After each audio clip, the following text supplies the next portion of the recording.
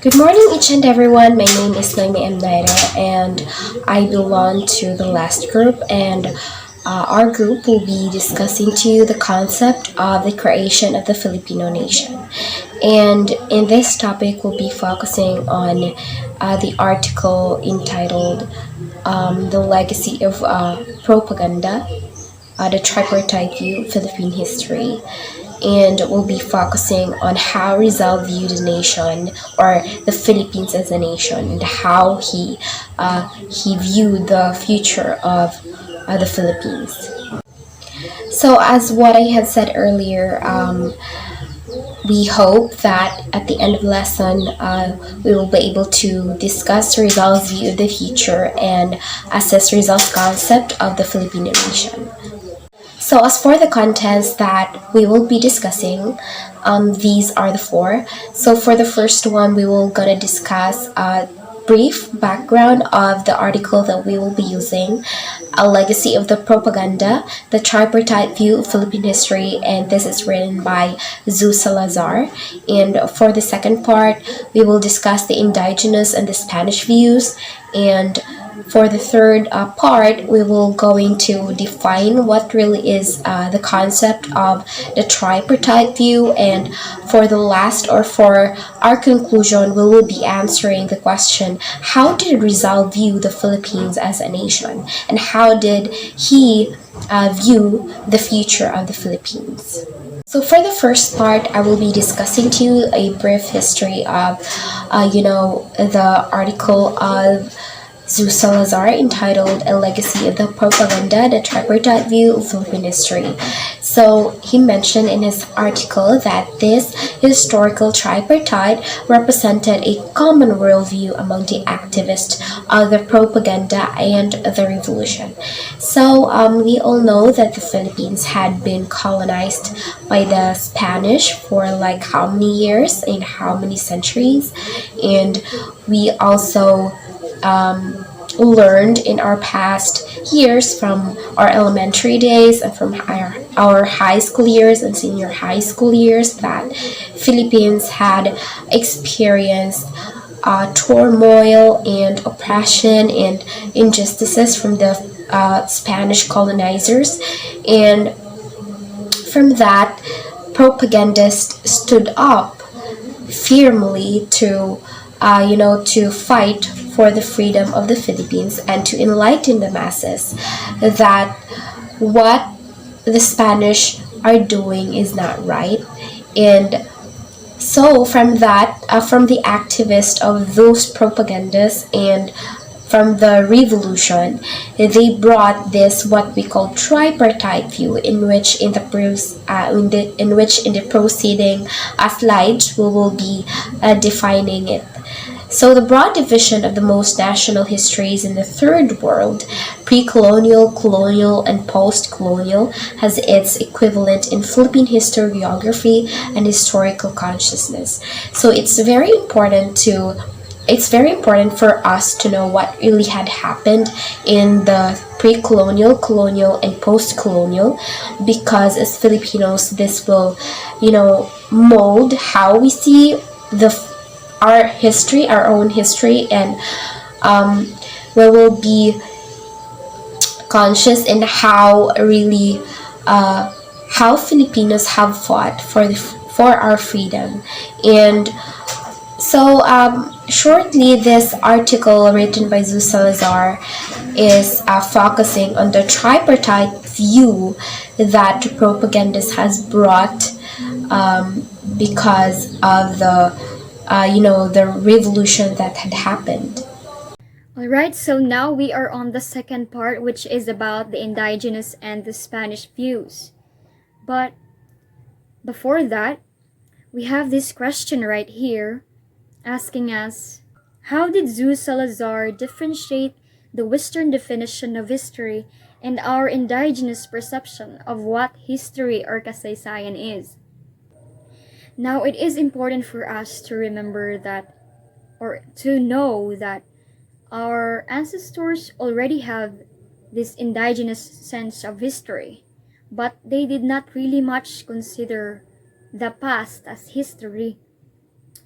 Unlike the French, the Germans, and even the Spaniards, wherein history for them is it means inquiry or to happen, to search for information, to search for knowledge, to know the happenings in the past. Our ancestors' perception for that is the total opposite, because history for them is more on to explain the details. Yeah, something like that. There is an explanation to relate in detail and to value, to give worth, and to give significance. Did you get the difference? Western's definition of history is more on the search for knowledge, the search for the happenings in the past, while the indigenous perception means kuan, it is more on the explanation. It is a story, and that they look for its significance. Yeah, our ancestors are more on the story and its significance. So now let's compare the indigenous view and the Spanish views. So for the indigenous view, our ancestors had a sense of the eternal recurrence of natural and human phenomena. They have this patterns of behavior, they have their own system, and they have their own beliefs, they have their own way of life. They know that there is a day and night, they know that there are seasons, they know how to plant, and they know the cycle of life and death, the passing and coming of generations, youth and age, planting and harvesting, and they know that there is war and peace that will happen with their neighboring barangays. And with that, no, that patterns of behavior, their own system, and their way of life, these were considered by the Spaniards as cyclical. So pag abot sa Spaniards, they considered their way of life as cyclical or balik-balik lang. And now, because of that, a new direction was thus being imposed, and thus changing the lives and acts of Filipinos. They civilized us because they considered us as barbaric and pagans, which is grabe, no? Mura grabe jud ang kaminos sa Spaniards sa tuwa dati. And dira po nag-start ang term nga mother and daughter. Like, ang Spain mo ang mother sa Philippines, while the Philippines itself is the daughter. And that is so sad to hear, because it's like the Philippines is just like an object para maging successful ang civilization mission sa Spaniards, para lang mapahumot siguro ilaha name as a country. Now, we are on the third part, which is about the tripartite view. But before that, let's know more about these three propagandists here who brought the tripartite view of Philippine history. So, Graciano Lopez Haina was born on December 18, 1856 and died on January 20, 1896. He was a Filipino journalist who is well known for his newspaper La Solidaridad, a Filipino expatriate who founded the newspaper La Solidaridad in Barcelona. La Solidaridad urged reforms in both religion and government in the Philippines and served as the voice of what became known as the propaganda movement. The next one is Marcelo H. del Pilar, popularly known as Plaridel. He was born on August 30, 1850 and died on July 4, 1896. He was a Philippine revolutionary propagandist and satirist. He tried to marshal the nationalist sentiments of the enlightened Filipino ilustrados or bourgeoisie against Spanish imperialism. The last one is Dr. Jose Rizal. He was a Filipino journalist.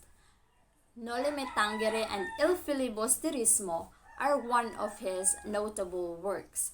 He was born on June 19, 1861 and died on December 30, 1896. he was executed by the Spanish colonial government for the crime of rebellion after the Philippine Revolution broke out.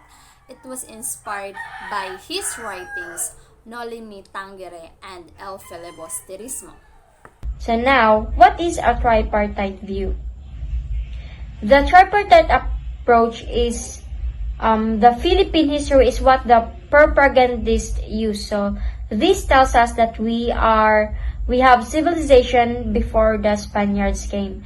So it is just the Spain who claimed that they brought the civilization in the Philippines. So it emphasizes that Philippines was already having social organization and system. So as far as you remember, we have this class which are the Datu, Maharlika, and Alipin system. So now, while the bipartite view of our history is the biased perception of the Spaniards. So they said that we were pagans and barbaric in nature, means that we depended in nature, and it says that we were uncivilized and knows no system. It tells us that Spaniards brought light to our dark world, brought knowledge in our heads, and civilized us. So in this view, the Spaniards claim that we are they bought the civilization in the Philippines, and that we are civilized and we have no system, without knowing that we have this barangay, the upper class, middle class, and lower class system, which are the Datu, Maharlika, and Alipin. The tripartite view is spearheaded by the three authors. We have Lopez Haina, Del Pilar, and Rizal. According to Del Pilar, Filipinas had inferior civilization, blood compact made in order for Mother Spain to civilize and Christianize daughter Filipinas. Lopez Haina viewed ambivalently. One moment, Filipinas thought to be in primitive state, then as having civilization, a degree of enlightenment. Then Rizal made view that Filipinas had a civilization of her own and was progressing armed with her own capacities and virtues. Haina believed that our ancestors had a civilization at the advent of Spain. Del Pilar's concept was not different from Haina. Compared to Del Pilar and Lopez Haina, Rizal typically had the most comprehensive tripartite view of Philippine history. He was also the most consistent in negating the self-imposed Spanish civilizing mission in Filipinas. One sees that Rizal's conception of the tripartite historical ideology of the propaganda was the most extreme, in contrast to Haina and Del Pilar. Rizal saw the problem more holistically from the perspective of the entire cultural development of the Filipino people, and not simple from that of the actual possession of political power by any social group, foreign or local.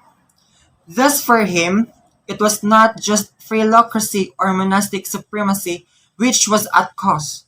The entire Spanish regime from its very inception was at the root of social cancer which had declared itself by the late 19th century. With Haina and Del Pilar, Rizal quite naturally believes in the innate capacity of the Filipino for progress, but to him, it was the colonial system as such, the very existence of Spanish domination, which was the cause of the disease that afflicted Filipinas. Last part, which is the conclusion, we will be answering the question, how did Rizal view the Philippines as a nation? But before answering that, we all know that Rizal had written lots of articles, letters, and novels, especially his famous Noli Me Tangere and El Filibusterismo. And in those writings, his novels most specifically, he pointed out that the Spanish colonizers had brought, turmoil in this land, and he really viewed the Spanish colonization as a cancer to the Philippines. So Rizal really had viewed the Philippines as a nation of people with a soul or sentiment. And when we say sentiment, we should have this sense of dignity and we should have this sense of responsibility within us. And it's very important that in our own little ways, we can contribute to the becoming of our country and to develop our own history and to make our own history. So Rizal really had pointed out in his writings that the Spanish colonization brought so much oppression to the Filipinos, and that is why he really stressed or really pointed out the importance of education, because when we are knowledgeable enough, it can liberate us from poverty and ignorance, and it's very true, especially in our in how we see how globalized the world right now, how globalized the world is right now. For the second one, the concept of national community founded on virtue and sacrifice. So from all of the writings of Rizal, he really viewed Filipinos.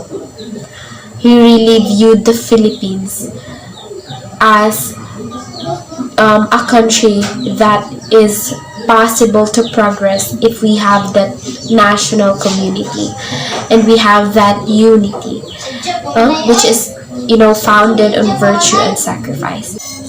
So in one of the writings of Rizal, he stated there that bathed in blood and drenched in the gale of tears, the colony would perfect itself while the mother country of necessity weakened. So we all know upon the arrival of the Spaniards, they viewed the Filipinos as pagans and barbaric, that we were uneducated and that we had no system. And the Spanish colonizers viewed the Philippines as their daughter, and them as the mother, because they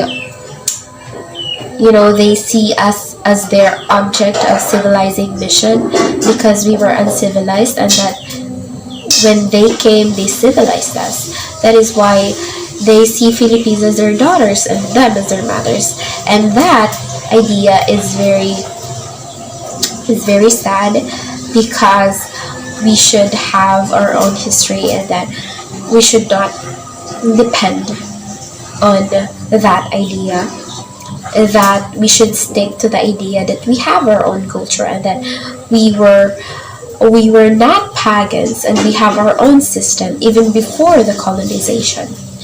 And Rizal foresee the future of the Philippines, that Philippines really has a great potential to progress if we have this sense of unity, we have this sense of patriotism, and especially when combined with knowledge, if we have formal education.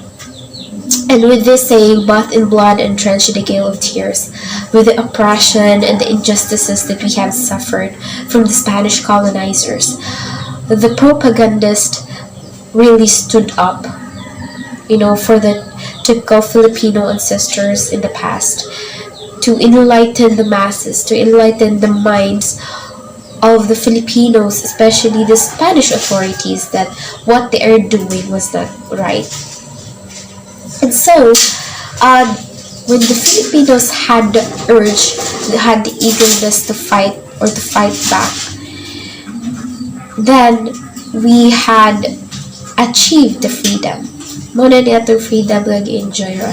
And that is why it's very important to take learning or to learn from those propagandists, especially Rizal, because he had contributed a lot to this country. And we should see Rizal as not just Rizal, but as a hero.